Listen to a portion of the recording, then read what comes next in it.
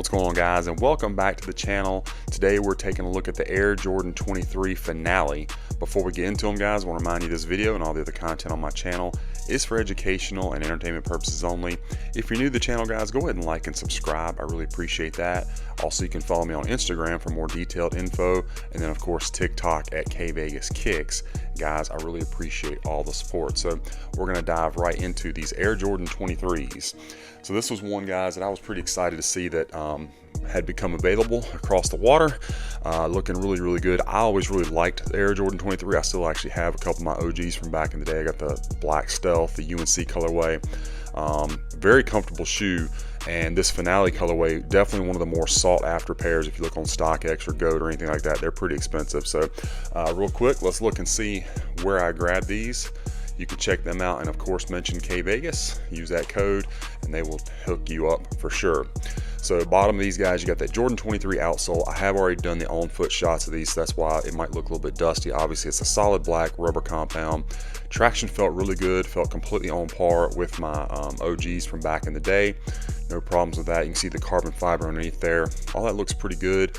That wraps up onto your midsole. You got that same kind of TPU with that nice kind of metallic red finish underneath.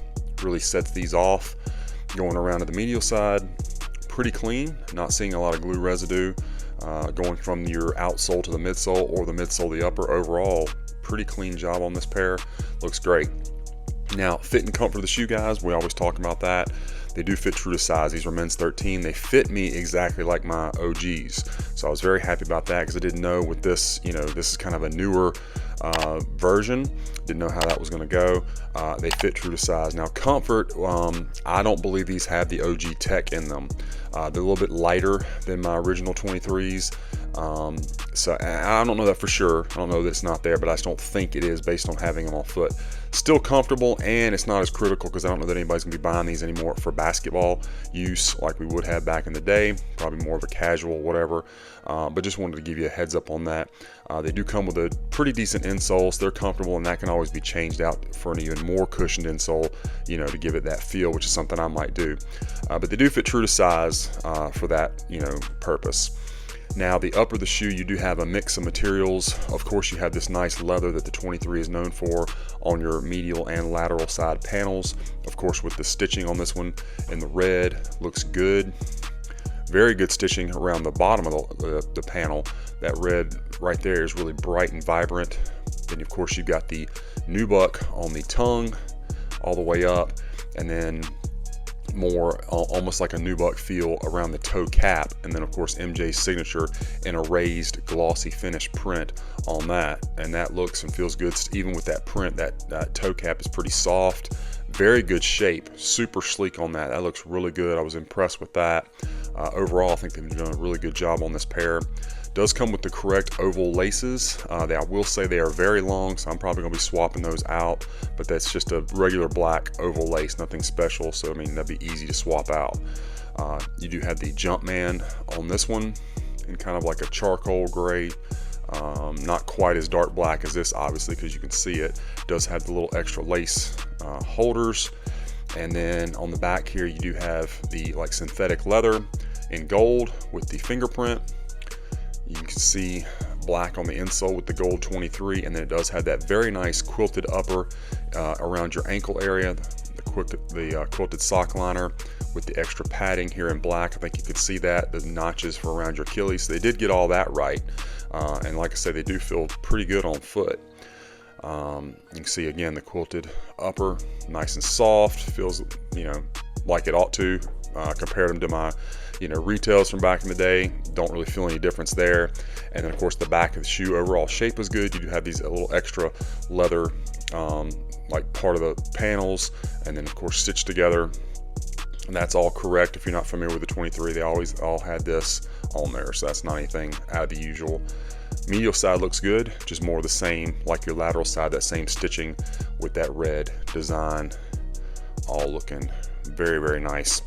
Let me bring in the left shoe, guys, and we'll take a look at it. Looking good as well. Awesome colorway of this pair. Yeah, see how they line up from the rear. I think everything height wise is pretty good there. And let's see, give you another shot of the back of the shoe here. And looking good. Again, stitching looks really nice. There's that signature. A little bit of glue on this one right there. Not too bad. Medial side looks good, and of course your outsole, not a lot to talk about there other than the fact that it looks correct. Again, really nice sleek shape on the toe box. Just an elegant look on this 23.